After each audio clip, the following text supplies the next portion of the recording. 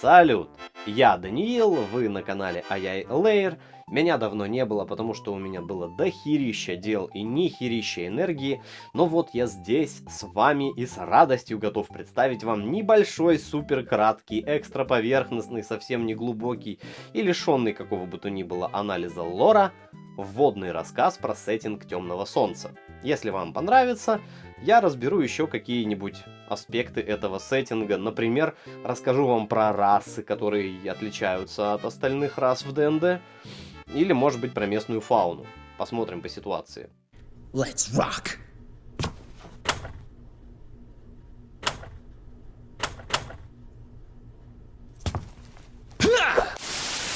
Мир Темного Солнца — это уютная планета Атхас. Планета-пустыня. Это мрачная земля, и на ней вырастают мрачные люди.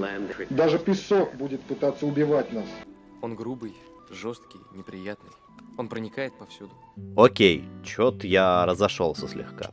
В целом, надеюсь, понятно. Избыток солнца и недостаток влаги позволяет на ровном месте превратить любое приключение за пределами городских стен в хардкорный выживач. Жара дичайшая. К тому же, дикая природа в шаговой доступности от среднестатистического любителя фэнтези представляет из себя какой-нибудь ближайший лесопарк, а значит, приключение в пустыне по дефолту будет казаться более экзотичным. Недаром похожие сеттинги столь любимы многими авторами.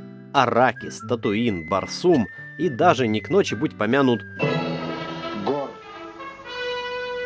Я уверен, что если вы заядлый любитель фантастики и фэнтези, то вы без труда накидаете еще примеров. Кстати, можете оставить их в комментариях, я потом подберу за вами. Как злая обезьянка из Гриффинов не всегда была злой, так и Атхас не всегда являлся ДНДшным аналогом Карабаша. Все дело в принципе работы здешней магии. Магия на Атхасе кастуется за счет жизненной силы растений и прочих организмов. Поэтому у магов есть два стула. На одном рациональное природопользование, когда ты кастуешь по чуть-чуть и не губишь природу, а на другом анальная анархия, позволяющая кидать огненные шары ценой превращения окружающего мира в тот самый серый ландшафт из героев. По этой причине волшебники очень часто слышат в свой адрес Мы тут таких, как его, не любим. И большинство рядовых мана-юзеров хранят инкогнито, чтобы случайно не нарваться на Spanish Inquisition.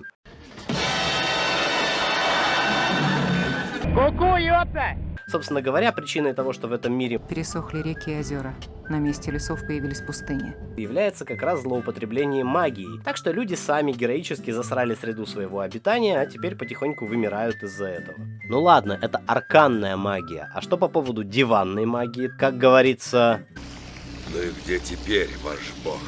Он улетел, но он обещал не вернуться. Божественные сущности, некогда оберегавшие этот мир, покинули его, вроде как выхватив неприятного от неких загадочных древних предтеч. Пахнуло морепродуктами, не находите? По двум другим версиям, богов в этом мире либо никогда не существовало, либо люди перестали им поклоняться. Меня зовут Ята. Бог Ято? Не слыхала о таком. Ни разу. И боги оказались отрезаны от этого мира и лишены в нем всяческой силы. Но, простите за каламбур, свято место пусто не бывает, поэтому на зов местных жрецов откликаются сами стихии и первородные жизненные силы. Переменный ток. Немногочисленные оазисы, в которых природа еще не совсем окочурилась, тоже являются проводниками особой силы, только для первородных хранителей, местного аналога друидов. Я думаю, имеет смысл здесь же упомянуть об интересной особенности Атхаса, а именно псионике, которую здесь называют незамысловатым словом Путь. В качестве альтернативы магии и жречеству у желающих творить цыганские фокусы есть возможность использовать собственную менталочку для кастования всяких простых вещей, телекинеза там, лайтового предвидения и прочего. Вот это технологии! И вот это реально популярная штука, которую в том или ином виде практикуют очень многие, от аристократов с высшим псионическим образованием до удачливых рандомов с улицы, которые тренировали пси-способности методом проб и ошибок. Паутина! Вперед! Работай, сука. Впрочем, есть на Атхасе сила, которая готова сказать Все будет по-другому, когда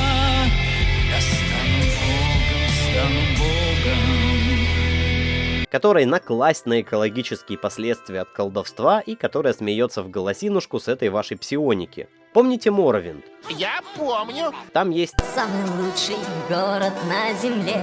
Вивек. Им правит бессмертный лысый демагог, в честь которого этот город и назван. Он обладает великой магической силой и правит твердой рукой, опираясь на военный орден рыцарей храма, карающих всех, кто угрожает его власти.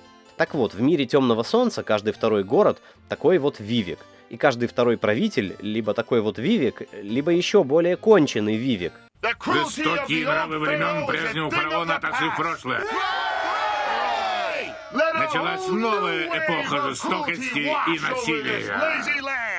Причем их верные храмовники и прочие слуги черпают свою силу от своих повелителей, аки одержимые колдуны от потустороннего покровителя. В целом, в лучших традициях темного фэнтези королей колдунов мало волнует, что там происходит внутри полиса, до тех пор, пока пирамиды возводятся, налоги собираются, а местные не бузят. Вперед! По своему уровню развития Атхас напоминает не средневековье, а что-то вроде ранней античности или даже бронзовековой древности, а-ля Древний Египет, Крит или Месопотамия. Ну а если у вас плохо с историей, но вы смотрели хотя бы «Игру престолов», то можно вспомнить «Вольные города» или «Залив работорговцев», там примерно та же шляпа происходит. Цивилизованный мир представляют города-государства, каждый из которых имеет своего правителя, законы, войско и казну.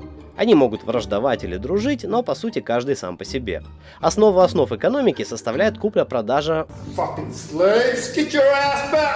которые потом работают на полях, строительстве или рытье ирригационных каналов. Если же вы хотя бы немножечко в курсе общественного устройства античных полисов, вы могли слышать, что люди там делятся на 3 категории. И помимо рабов, это также полноправные и неполноправные свободные жители. Если грубо упрощать, то можно сказать, что это аристократия и свободные простолюдины. Кто это? Не знаю. Наверное, король. С чего ты взял? Он не заляпан дерьмом. Знать занимается тем, что контролирует обработку земли и ирригацию, а простолюдины торгуют, работают, занимаются ремеслами. Ну а над всем этим давлеют короли-чародеи и их верные храмовники-темплары.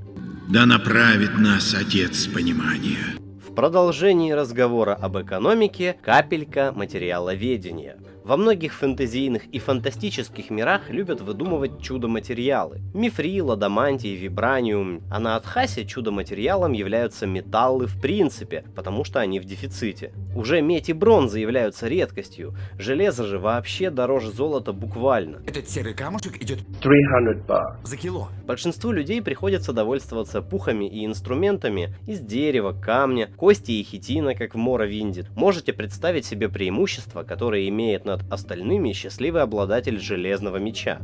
Крестьянин с копьем затыкает кого угодно. С другой стороны, это значит, что рядовому искателю приключений не так часто придется сталкиваться с обладателями железного оружия и уж тем более железных доспехов, а значит, пригодную для выживания дубинку или копье скрафтить способен практически любой не совсем рукожопый местный житель. Между тем, и здесь я исчезаю. Ну а на сегодня все. Я надеюсь, вам было интересно и вы не успели заскучать, что-то вообще поняли из моего рассказа. Если захочется продолжение по этой тематике, то милости прошу оставить свое мнение в комментариях, подписаться, лайкнуть и вот сделать все эти прочие блогерские штуки, потому что, они поднимают настроение и мне приятнее трудиться, когда это происходит. Засим остаюсь искренне вашим Даниилом с канала ай-яй Лэйр. Надеюсь, у вас все будет хорошо. Берегите себя и до связи.